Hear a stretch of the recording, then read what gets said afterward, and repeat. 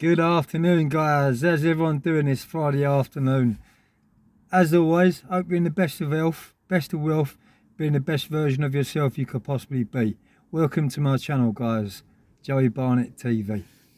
Yeah, man, it's turned into a lovely, lovely day. It was a little bit hit and miss this morning, a little bit grey. As the day wore on a little bit, it started to brighten up. And yeah, this is my second upload of today.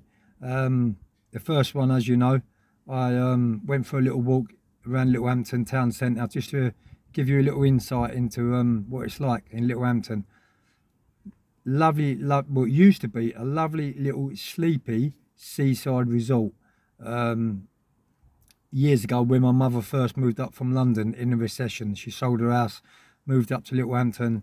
She bought a hotel on Bayford Road, just off the seafront, and she was doing bed and breakfast with my dad, for doing very well. And I was, renting the rooms out, and sometimes there was like stars coming to visit and stay for the weekend at my mum's, like band players, lead players in bands, and quite a few famous people stayed in my mum's house. But yeah, she's no longer here. Rest in peace, mum. She passed away in '96.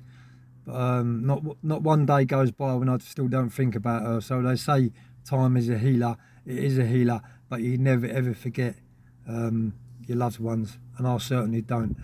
I've always had a lot of morals, a lot of respect, a lot of solidarity, and I'm a very honourable type of a person. Yeah, that's just how I live my life. It has been from day 1.1.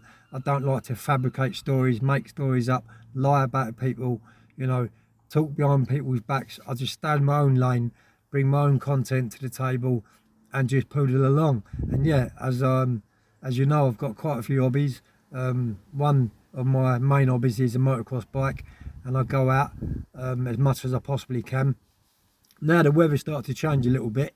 It's not as hot. I'll be going out a little bit more on my bike, because as you can imagine, with all the protections, the body armour, the trousers, the knee supports, the boots, the gloves, the neck brace, the elbows, the helmet, the goggles, the gloves. It's very, very hot, and some people think that when it's red hot, it's good to go out, good to get out on motocross bikes. It isn't. It really isn't, because it's when it's like, I don't know, say 25 upwards, and you're wearing all that stuff, you get very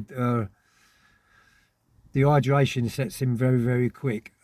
So yeah, I'll be going out a bit more. Anyway, guys, got a little treat for you, because it's Friday. I hope everyone is going to have a good weekend, a well-deserved break from work. As I said, I hope you're all in the best of spaces, the best places, and I hope the light is outshining the dark for you, and I hope I'm inspiring each and every single one of you guys, which is what I'm all about. Now, little story about the early 90s when I was in Hmp Brixton, which is on Jeb Avenue. Been in there quite a few times, because as you can imagine, it's my local jail. But when I was in there, it was around 94, maybe 93, 94. I was doing it for 5 years, got 5 years for a firearm. And every time I went in there, because it was my local jail, I treated it as like a good laugh. It was a good bit of sport. Every day when I got let out of my cell, there was something new, and we was getting up to things in there. And when you go to a jail, when half of the population in the jail, it's not a deterrent for you. What it is, it's a college for crime. You all conspire with each other on how not to get caught the next time, so it doesn't become a deterrent. But yeah, both my sisters, Pamela and Angela, used to. They knew where my cell was. My cell was round the back of Jeb Avenue. You could actually drive around the back of the prison, my cell was up on the I think it was the twos or the threes, so you could see down to the street. There was a pub there, like residential houses. And my sister Pamela and Angela used to come onto the corner, shout out Joey, and I'd be at the bars for hours upon hours talking to both my sisters, like a visit, an extended visit I was getting. But wasn't, That was only probably, I don't know, 20 yards away from me. But God, it was like that was like a lifetime away from me because I was stuck behind the bars. So what it did in the end was it attracted quite a lot of attention, and the screws soon found out that my family was coming around the back and we was having talks, and it was a bit of a security breach. So they moved me onto another part of the Nick. Crazy, crazy, crazy, crazy times. One evening, yeah, listen to this story. This is a very true story. As my followers know, I don't lie. I don't need to lie. I just don't see no sense in it, you know.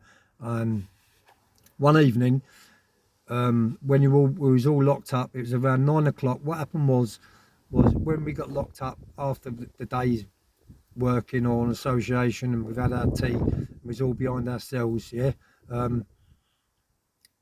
When the night screws used to come on duty, they'd put in a DVD player. So every cell had a little portable TV in it, and you could choose if you wanted to watch the film.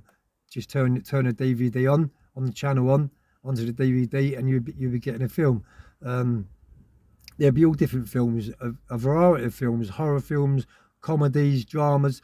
It was all sorts of films. But this night in particular, what I'm talking to you about, I'll tell you who was in there, a very well-known chap, and his name is Clive Wilson, a black bloke from Hackney, and his nickname is Beefy. He was in there, and, you know, a few of my cousins was in there too. I'm not going to mention their names, but yeah, good times. Anyway, this evening, it was around 9:10, and I just heard everyone, you know, you could hear a pin drop of a night time during lockdown. But this evening, when he put this film come on, you know, I could hear quite a lot of people laughing, giggling and talking to each other through the cells. And I thought, what's the crack all about? And I put my DVD player on.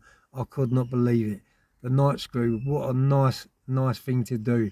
He brought in a blue movie. I mean, a hardcore blue movie. Something what I hadn't seen for years and years and years. And something what I weren't going to see for years, because, you know, I'd only just got this 5-year sentence.